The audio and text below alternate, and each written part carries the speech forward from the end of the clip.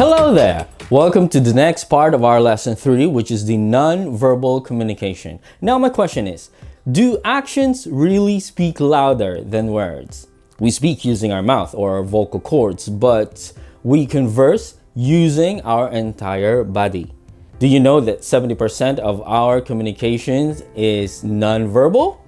It is so powerful that there is a great amount of non-verbal signals all throughout all of our conversations or communication. We can communicate through our gestures and touch, or by body language or posture, and by facial expression and eye contact. When do you do this? What does it mean? But when you do this, what does this mean? But ito, how about when you do this?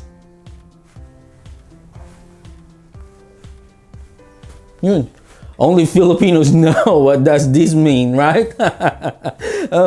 In some parts of the world, for example, like in Great Britain, this means what? Okay, but in the Philippines, when you do this, it means what? Money. Same as in Japan. With the Japanese, we have the same meaning of this one, which is money. Okay? And when someone says, no worries, no worries, no rush. No rush with your assignment. Take your time in what you are doing, alright? Are you done yet? When verbal communication is conflicting with the actions of that person, we tend to find clues from the nonverbal to interpret its true meaning. It's okay if you will pass it late, huh? No big deal, really. Communication contains nonverbal elements known as paralanguage, including quality, emotions, and speaking skills, as well as prosodic features such as rhythm, pitch, intonations, and stress. There are 6 categories of nonverbal communications. We have kinesics, or the movements, vocalics, or the paralanguage, oculistics, or the eye contact, proxemics, from the word proximity, which means space and distance, and haptics, or the touch, and chronemics, which is the time. Now let us discuss the first category, which is the kinesics, from the root word kinesis, which means movement. Refers to the study of hand, arm, body, and facial movement, where we speak to people aside from uttering words, but also we do body language. Can I get started for you today? 8:12.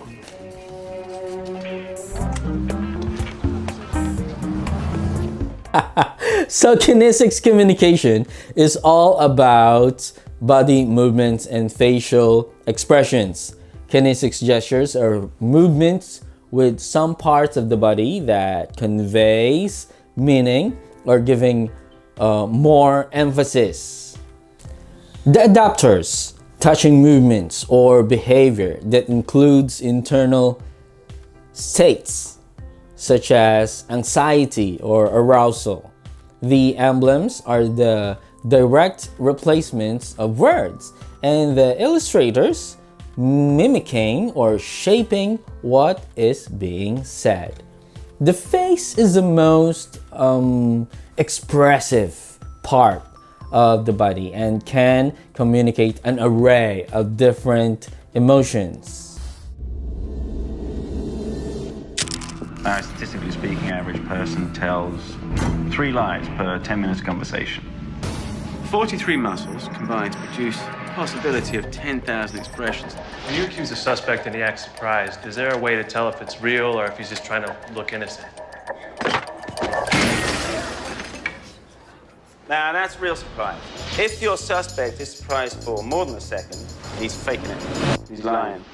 It's human nature. The truth is written on all our faces. And also posture, the way you hold up yourself when standing or sitting, head movements, and the way how you actively show interest to a person talking. Each human has its own personal portable air bubble, which he carries around him or her, because everyone needs their own personal space. Personal space varies depending on the surroundings and the situations, and sometimes, if it is not done properly, it can create a lot of tensions. And that's the second category of nonverbal communication. It is called Proxemics, the study of how space and distance influence communication. There are about 7.8 billion people around the world, and everybody needs this personal space, an invisible kind of zone. And if we people start to come closely, you start to feel uncomfortable. And according to Edward Hall, it differs according to culture, personality, and his or her own relation to everybody else. According to Edward Hall, who is an anthropologist, he found out that there are 4 levels of personal spaces in his research across many different cultures. One zone is the intimate zone, 0 to 1.5 feet with somebody else. Next is the personal distance zone, 1.5 feet to 4 feet. Third is the social distance, 4 to 12 feet out. And the fourth is the public space. It's like when you are in a hall in a lecture room and the speaker is up on the podium on the stage. So these are the different zones people use. Space and distance, there is this part of the brain which is the amygdala. It controls aggression, fear, anger, and social interactions. You know the difference of how you feel when you are in a space where there are a lot of people jammed together, like when you are in LRT or MRT, compared to when you are inside a car alone, right? That's a personal space, an important communication system in our culture. Miguel de Cervantes Saavedra, author of one of the most valuable literary works ever written, wrote, "The eyes, a silent tongue of love." That means the eyes speak as much as if not more our voices or words. We non-verbally send a message using our eyes. That brings us to the non-verbal code called Oculistics, from the Latin word oculus, which means eye. It is the study of eye behavior or eye movements. Eye contact serves several communication functions, ranging from regulating interaction to monitoring interaction, to conveying information, to establishing personal connections. But then again, eye contact varies in different cultures. There are Asian countries that when there are long eye contact can be perceived as rude, while lowering your eyes and talking to a superior is a sign of respect. Mostly that's in Asia, Asian countries, right? We communicate to and with others through touch, and that's haptics, the study of how we use touch to communicate. Touch can communicate a variety of messages: compassion, anger, happiness, excitement, and of course, love. Haptics cover who you touch, what you touch, how long you touch, how frequent you touch, and the quality of touch.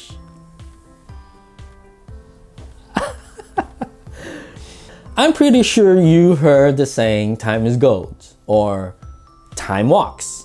That's what the next nonverbal code is all about, and we call it Chronemics, the study of how time affects communication, classified into several categories such as biological, personal, physical, and cultural time. There are different types of time that talk. Biological time refer to the biological rhythm of the living things, when we speak, when we sleep, when we wake up, when we eat, when we go to the toilet. That's also what we call biological clock.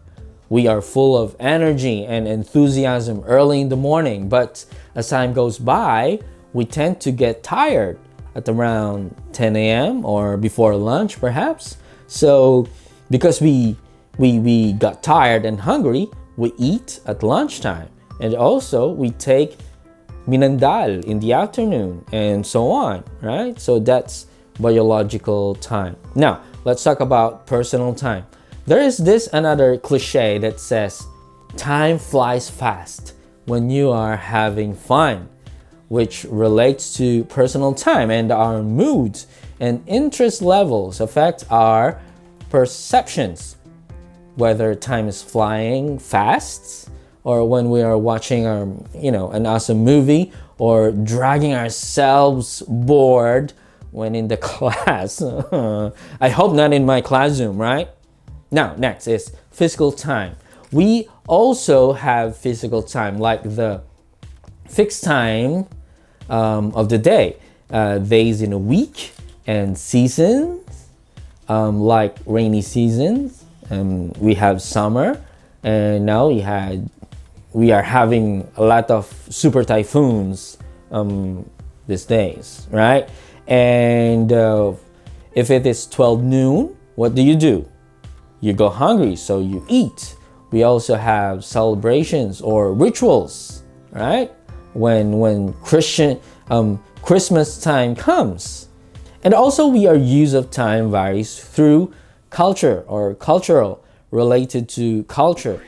Time is divided into monochromic time and the polychromic time, or the monotime and the polytime. Mono meaning one and poly meaning plenty. Do you do one thing at a time, or you schedule multiple things at the same time? So most people have calendars. They tend to keep track of their schedule just to keep up. For we establish goals and set tasks to help us achieve those goals. When you are talking to someone over the phone, you do not see I cannot you do not see that person on the other side of the phone. So you can only process his voice just by the way his voice sounds. You are using the non-verbal communication code called Vocalics, aka the Paralanguage. Refers to the vocalized but not verbal aspect of non-verbal communications, including our speaking styles, rate, pitch, volume, tone of voice, and vocal quality. Because we use our voice when we speak words, many people erroneously classify the voice as verbal communication. But in addition to words, the voices other nonverbal sounds to communicate, such as pitch, tone, and so on. It is important to realize that Vocalics relates to all the aspects of the voice other than words. That's why it is also called Paralanguage, referring to the vocalized but non-verbal parts of the message, including those fillers we use when we speak, such as when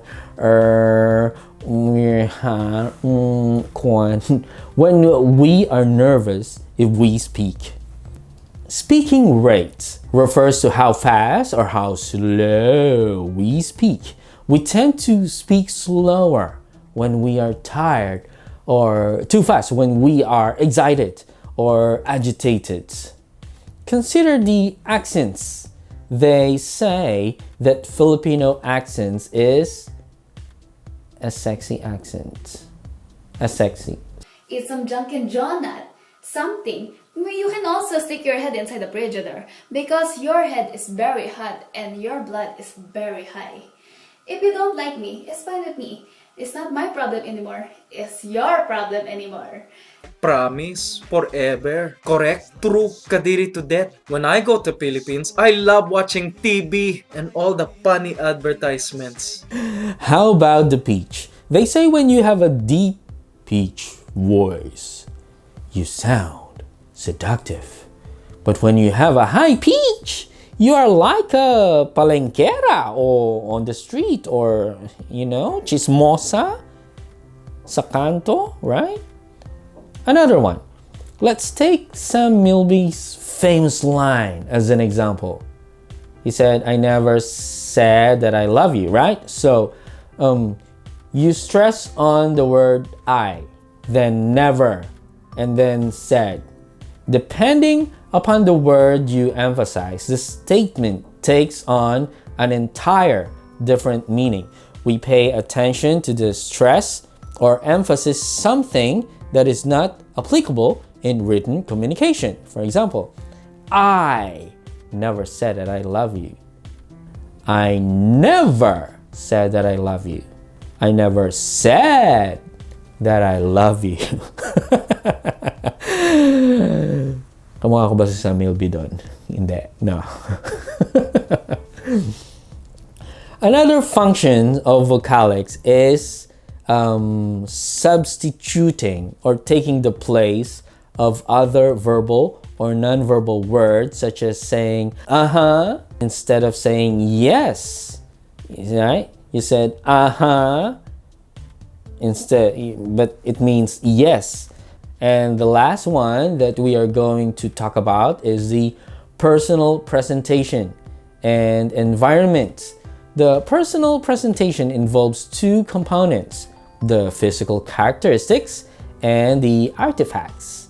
And the physical characteristics, which is the body shape, weights, height, and attractiveness, the way we wear clothes, hairstyle, makeup, send message to other about how we are. And the other one is the artifact, which is we adorn and surround ourselves. And lastly, the environment, the objects that surround us send nonverbal clues that many influence how people perceive us. So there you have it, ladies and gentlemen, the lesson 3.2, which is the nonverbal communication.